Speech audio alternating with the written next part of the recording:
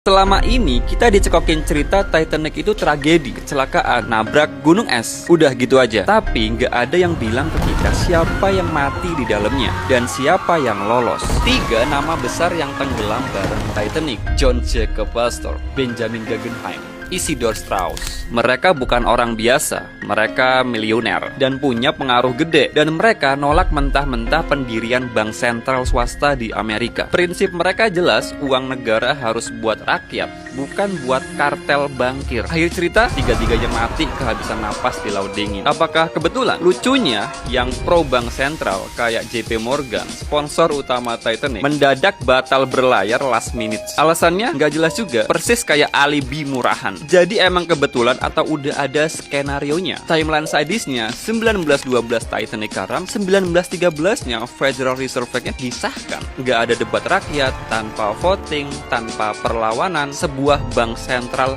lahir. Bukan punya negara, punya segelintir elit. The Fed mesin pencetak uang, bukan cetak uang pakai emas. Mereka cetak uang lalu dikasih ke kita kertas dolar, dan setiap dolar itu lahir dari beban bunga. Bunganya dibayar pakai apa? Pakai utang baru. Artinya sistem ini harus dipompa. Perang, krisis, inflasi. Kalau berhenti ya sistemnya rontok. Lingkaran setannya gini, bikin krisis, rakyat panik, pemerintah minjem ke bank sentral, bank cetak uang pakai utang, rakyat bayar lewat pajak, bankir panen bunga, harga naik, inflasi. Balik lagi ke step 1 gitu aja terus. Perang tanpa akhir, profit tanpa henti. Who control the money controls the world. Jadi kita pikir pemilu ngubah nasib bangsa. Yang ngasih utang ke negara siapa, itulah yang pegang remote kontrolnya. Yang berani ngelawan sistem ini tamat. JFK dar. Gaddafi mau bikin dinner emas Afrika, dibom. Hitler cabut dari sistem bank sentral, meledak. Riba sama dengan perbudakan modern. Agama Islam melarang bunga karena itu sumber perbudakan. Sekarang bank modern kasih kita dosis riba setiap hari. Hasilnya kita kerja cuman buat bayar cicilan, pajak, dan inflasi. Tanpa sadar kita udah jadi budak sistem.